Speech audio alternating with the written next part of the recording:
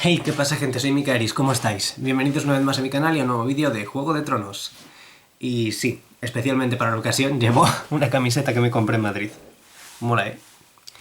Y bueno, es especialmente apropiada porque hoy vengo a hablar de un miembro de la casa Targaryen, la que probablemente haya sido la mejor reina que ha tenido esta dinastía. Y sí, ahora vendrán los fans de Daenerys. No, Daenerys es la mejor, Daenerys mola. Daenerys lleva de reina como 3 años. Esta mujer de la que vengo a hablar hoy fue reina desde los 14 hasta los 64 y nunca se quejaron de ella ni dijeron que estaba sobrevalorada. Así que, bueno, por ahora ella tiene el récord.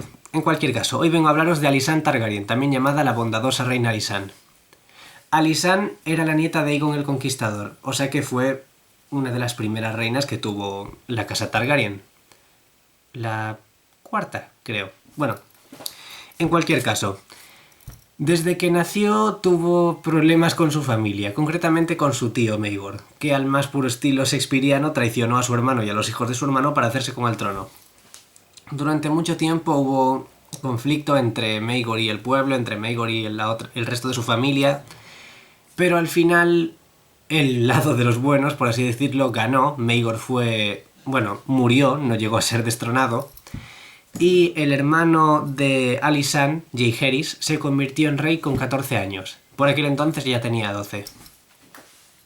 2 años después, cuando Jaehaerys alcanzó la mayoría de edad y pudo ser rey sin ningún impedimento, porque antes había tenido como regente a su madre, se casó con su hermana Alysanne, porque los Targaryen se casaban entre hermanos, y juntos gobernaron Poniente durante más de medio siglo. Vale, desde joven Alysanne no fue una princesa corriente, no fue una princesa que se dedicase simplemente a los bailes y a la etiqueta y a cosas por el estilo. Le encantaba el tiro con arco, era una gran arquera, una gran cazadora y sobre todo una gran amazona. Le encantaba montar y sobre todo cabalgar, bueno, no sé si se dice cabalgar en este caso, sobre su dragón, Ala de Plata, que era uno de los mayores dragones que había por aquel entonces. De hecho, viajó por todo el continente encima de ese dragón, así que era tan viajera como su abuela Rhaenys. Vale. Alysanne, como reina, no era simplemente una consorte, ¿vale? Sí, era todo lo que se esperaba de una reina, hermosa, inteligente, pero lo más importante era que era la mano derecha de su marido. No llegó a ocupar el título de mano, que es como el primer consejero del rey, pero sí que gobernaba tanto como él. De hecho, era lo que decían, que ella mandaba casi tanto como su marido en lo que se refería al reino. Y bueno, hizo varias aportaciones a Poniente. A Poniente como país, no como continente en sí. Bueno, ya me entendéis. Vale, una de las cosas en las que contribuyó a la vida de los habitantes de Poniente fue que abolió el derecho de pernada. El derecho de pernada era lo que permitía a los nobles, pues básicamente tener la noche de bodas con las novias de todos sus vasallos. Es decir, si tú eras vasallo de Lord Amber, por ejemplo, y te casabas con una campesina, pues Lord Amber de golpe podía aparecer en la boda y decir, derecho de pernada. Y entonces él tenía la noche de bodas con tu novia en lugar de tú. Y bueno, Alysanne consiguió que esto se aboliese. Luego, cuando estuvo haciendo viajes con su marido por todo el continente, visitó el norte. Y al ver que la Guardia de la Noche estaba en horas bajas, porque bueno, tenían pocos reclutas, tenían pocas tierras, pues ella se paseó por ahí con su dragón, observó las circunstancias en las que vivían y decidió darles más tierras y darles dinero de sus joyas personales para que pudiesen construir un nuevo fuerte, al que llamaron Lago Hondo, si no me equivoco. Todo esto no gustó demasiado a Lord Stark porque básicamente las tierras que habían entregado a la Guardia de la Noche eran suyas antes, pero bueno, era la reina, así que no podía oponerse. Bueno, esto demuestra que por muy buena que fuese no caía bien a todo el mundo. O sea, Lord Stark no podía negar que fuese una buena reina. Pero sin embargo le molestó que tomase esas tierras prácticamente sin pedirlas. En cualquier caso, siempre se la consideró una reina muy buena y sobre todo muy popular con el pueblo llano, porque hacía un montón de obras de caridad e intentaba que todos, bueno, viviesen de forma decente. Vale, fue una reina bastante buena, pero sobre todo fue una gran madre. Y además muchas veces. Con su marido tuvo 13 hijos, aunque bueno, como era la época medieval y bueno, la sanidad ahí no estaba tan avanzada, pues perdieron a varios y al final solo sobrevivieron 9. que los tengo aquí apuntados. Alysa, Aemon, Balon, Daela, Vagon, Meigel, Viserra, Seira y Gale. Y sí, son unos nombres todos muy difíciles de pronunciar. Porque tienen AE, que mucha gente lo pronuncia como suena, AE, pero en teoría debe pronunciarse EI, y entonces nunca estoy seguro de si lo estoy pronunciando bien. Vale.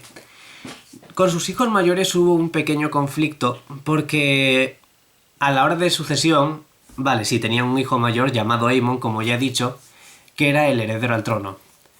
Pero cuando murió, Jaehaerys, el rey, en teoría debería haber dado el puesto de heredero a la hija de Aemon, que se llamaba Rhaenys. Sin embargo, lo que hizo fue pasar el puesto de heredero al siguiente hermano, que era Balon. Y claro, eso confundió un poco a Alysanne y le preguntó, pero oye, se supone que la heredera tiene que ser nuestra nieta mayor, no nuestro siguiente hijo. ¿Por qué le das el puesto de heredero a él? Porque es un hombre.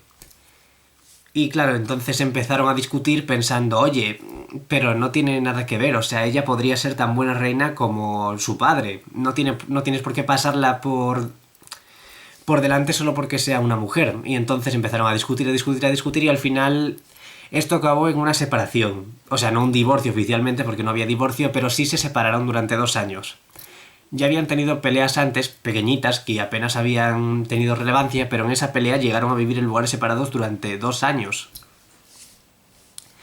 Y no se habrían reconciliado de no ser porque una de sus hijas, Meigel, que era septa, que vendría a ser algo así como monja, estuvo mediando entre ambos para conseguir que se reconciliasen y al final lo hizo y el reino volvió a tener una reina y un rey viviendo juntos.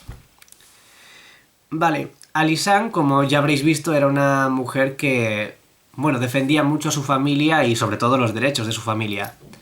Además, para ella era lo más importante. De hecho, una de las grandes alegrías de su vida fue cuando se hizo en la capital del reino un torneo al que asistieron todos sus hijos, todos sus nietos y todos sus bisnietos, si lo sabía. Y estaban todos en el mismo lugar con todos sus dragones, que eso parecía Valyria, porque estaba todo lleno de dragones y lleno de Targaryens.